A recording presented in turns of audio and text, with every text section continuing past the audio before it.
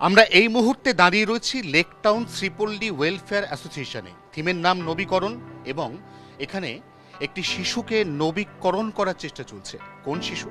আমরা প্রত্যেকে জানি বারাসাতের রিধিকার কথা। আমরা রিধিকাকে এই মুহূর্তে দেখতেও পাচ্ছি ফ্রেমে, এবং আমরা আজকে এই পুজোর উদ্যোক্তাদের একটা অভিনব উদ্যোগ নিতে দেখছি। তারা রিধিকাকে এনেছে তাদের পুজোয় দেবীর চক্ষু দান করার জন্য, এবং আমরা এই মুহূর্তে দেখতে পাচ্ছি রিধিকা সে অসুস্থ, তার চিকিৎসার জন্য 9 কোটি টাকার প্রয়োজন। সেই সামান্য টাকা দিয়ে তাকে সাহায্য করার অঙ্গীকারের পাশাপাশি তাকে মায়ের পুজোয় সামিল করে মায়ের আশীর্বাদ পেতে প্রত্যক্ষভাবে সাহায্য করছেন এই পুজোর উদ্যোক্তারা। আমার সঙ্গে শীর্ষেন্দু রয়েছে এই পুজোর অন্যতম উদ্যোক্তা। আমি জানতে চাইব আপনার কাছে যে রিধিকাকে এখানে নিয়ে এসে মায়ের চক্ষুদান এই পরিকল্পনা কেন নিলেন আপনারা?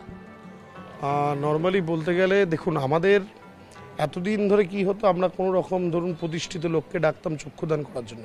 কিছুদিন আগে রিধিকা মা আমাকে একটা সাহায্যের জন্য ফোন করেছিল। তখন আমি দেখলাম যে একটা বাচ্চার সাহায্য দরকার, একটা মরণাপন্ন রোগ হয়েছে, অনেকগুলো টাকার দরকার। তাই জন্য আমরা ওর ব্যানারটাও বাইরে লাগিয়েছি, যেখানে ওকে যেন মানুষ সাহায্য করতে পারে। আর আমরা ক্লাব কমিটির তরফ থেকে, ক্লাবের তরফ থেকে, আমাদের যারা ক্লাবের সদস্য আছে সবাই মিলে আমরা একটা অর্থনৈতিক সাহায্য প্লাস ওকে দিয়ে যদি আমরা পুজোটা করাই, আমার মনে হয় আশীর্বাদটা ওর হাত দিয়ে যদি মায়ের আমরা চক্ষুদানটা করাই, এটা একটা শুভ সূচনা হবে।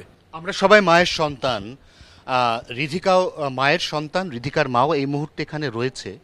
মায়ের সন্তানদের মায়ের পুজোয় ভালো রাখাটাই তো যে কোনো দুর্গাপুজোর আয়োজকদের অন্যতম প্রধান অঙ্গীকার হওয়া উচিত, এবং সেই অঙ্গীকারের অঙ্গ হিসেবে এই মুহূর্তে lake town Sripalli welfare association যে অভিনব উদ্যোগ নিয়েছে সেই উদ্যোগকে সাধুবাদ জানাচ্ছেন প্রত্যেকেই।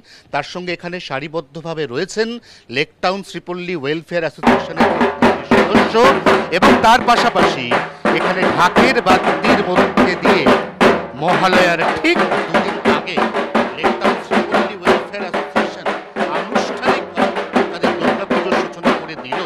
কারণ রিধিকার হাতে মায়ের চক্ষুদানের মধ্যে দিয়ে প্রাণ সঞ্চার হলো মায়ের দেহে, আর সবাই এই আকুল প্রার্থনা করছেন যেন রিধিকা নতুন করে প্রাণের সঞ্চার পায়।